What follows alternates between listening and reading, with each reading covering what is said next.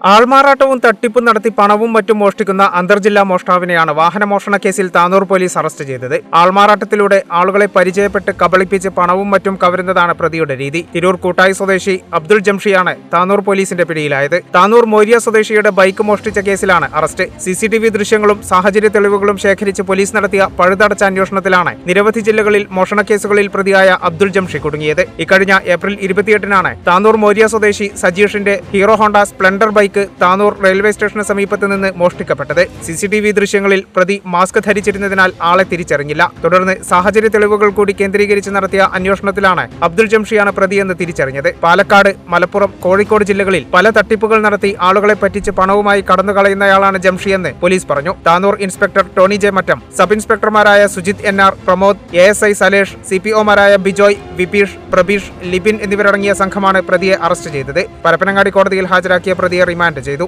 Kerala vision, Tanur.